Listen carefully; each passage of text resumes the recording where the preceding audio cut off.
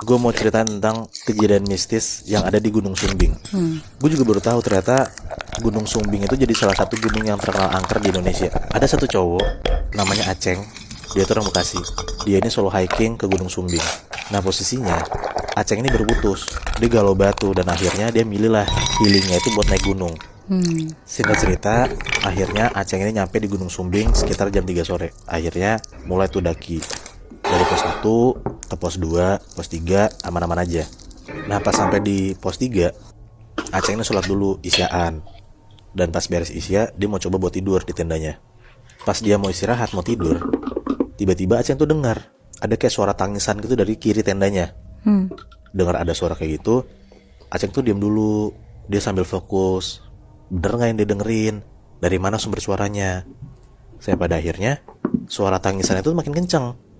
Si Aceng ngecek lah keluar tenda buat ngeliat sambil bawa senter, karena kan gelap udah malam kan. Pas Aceng nyorot senternya ke salah satu sudut yang ada di gunung itu, tiba-tiba dia denger jelas banget ada suara bisikan kayak, jangan digubris, itu setan. Nah suara itu si Aceng tuh nggak tahu dari mana asalnya, karena di pos 3 itu cuma ada dia doang. Anjir, dia di satu pos tidur sendirian malam-malam. Iya. Gokil sih. Nah di situ tuh Aceng kaget banget lah, karena dia ketakutan, nggak pakai pikir panjang. Akhirnya Aceng nih beresin lagi tendanya dan milih buat lanjut lagi jalan ke pos 4. Singkat cerita, Aceng sampailah di pos 4 ini sekitar jam 9-10an malam. Pos 4 ini namanya pos Pestan. Pos tersebut tuh kayak bentukannya dataran luas, dan pasti tuh banyak kan orang-orang kalau misalnya bermalam di pos 4 tuh ya pasti tepatnya di situ. Nah tapi di malam itu tuh cuma ada 2 tenda doang, termasuk Aceng. Udah tuh dia juga ngerasa safety karena dia akhirnya gak sendirian. Ada 1 tenda lagi, akhirnya dia bangun tuh tendanya.